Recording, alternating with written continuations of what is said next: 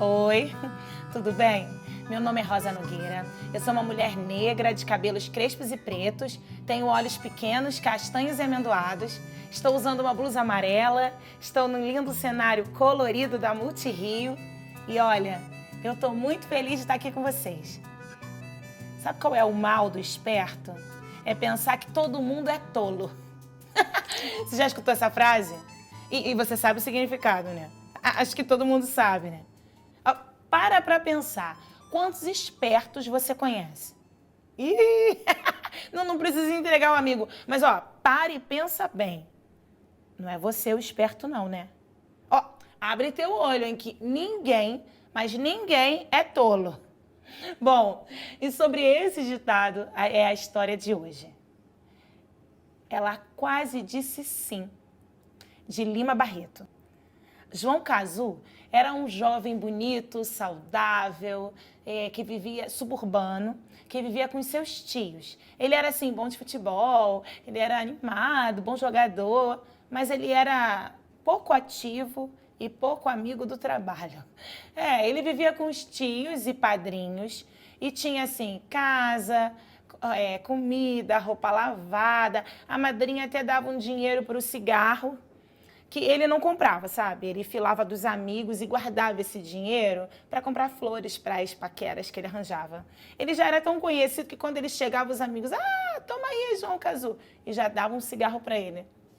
E assim ele vivia, jogando bola, curtindo a vida. Ele tinha escutado falar de alguns homens que casavam com mulheres ricas e não precisavam trabalhar.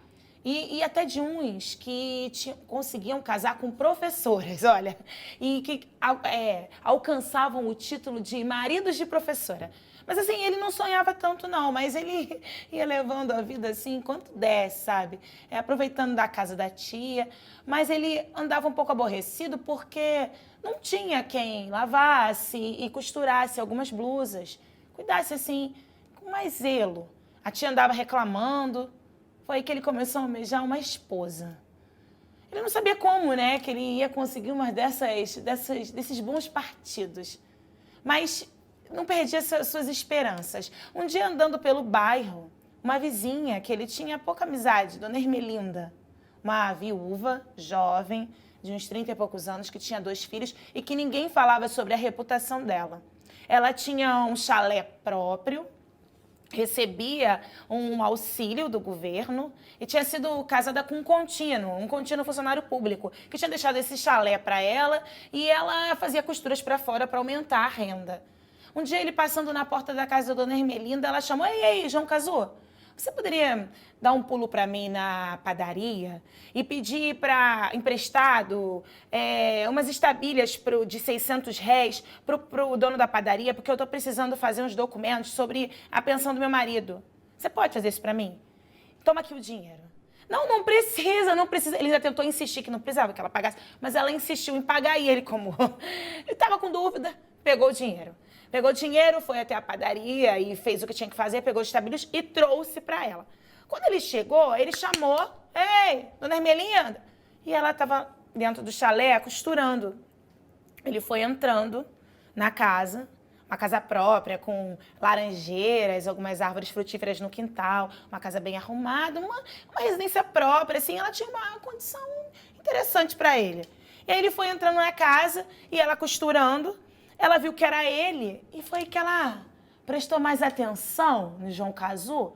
E era uma viúva jovem, né? Foi então que a viuvinha percebeu que ele era bonito e mandou ele entrar. Quando ele entrou, colocou os estabilhos em cima da mesa, ela falou, não vai embora não, vamos tomar um café.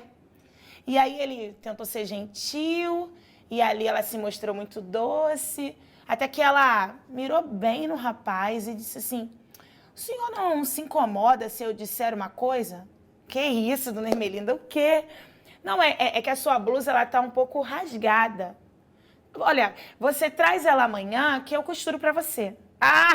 Era tudo o que ele queria. Ele falou assim, não, eu não posso, eu preciso lavar, ela vai secar, e aí depois... Não se preocupa, pode me trazer suja mesmo.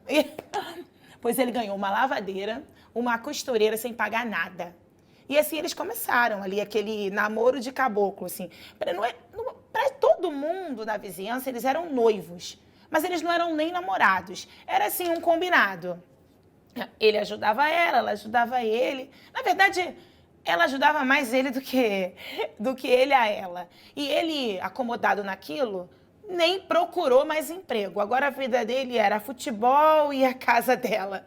E assim foi passando o tempo até que os padrinhos foram convidados para um casamento de um amigo. E ele foi no casamento. O casamento foi lindo, encantador. E aí, no meio daquela cerimônia toda, aquela emoção toda de um casamento, ele pensou, nossa, bem que eu podia me casar, né? Acho que eu vou pedir a dona Ermelinda em casamento e assim eu me livro da tia, dela ficar reclamando das minhas roupas sujas. É isso. E aí ele pensou, o casamento ia ser no sábado, ele pensou sábado, domingo. Na segunda-feira ele foi até a casa da dona Ermelinda e fez a proposta. Pois ela tomou um susto e falou, olha só, isso é sério, hein, seu João Cazu. Eu tenho 2 filhos. Não, mas eu vou cuidar bem deles. Ah, sim. Bom, faz o seguinte, vai para casa, eu vou pensar nessa situação. Sexta-feira, você volta aqui que eu te dou a resposta. E ele foi animado, pensando, resolvi a minha vida. Sexta-feira ele voltou e ela, oi, entra. E ele, ansioso, e ela preparou um almoço, né? E aí, quando ele sentou para almoçar e para saber a resposta, ela falou, tá tudo bem? Tá. Então, eu tenho aqui a resposta, mas antes eu queria que você pegasse essa lista e fosse até a mercearia para mim. Ah, tá. E aí ele, trêmulo, leu a lista. 1 quilo de feijão, R$600. Meio quilo de farinha, R$200. Meio quilo de bacalhau, R$1.200. Meio quilo de batatas, R$360. Cebolas, R$200. Alhos, R$100. Vinagre, R$3.260. Carvão, R$280. Era muita coisa. Couve, R$200. Salsa, R$100. Cebolinha, R$6. Tudo isso é R$3.860. Ele foi ficando assim, pequeno, constrangido assim na mesa e tremendo e parado. Anda!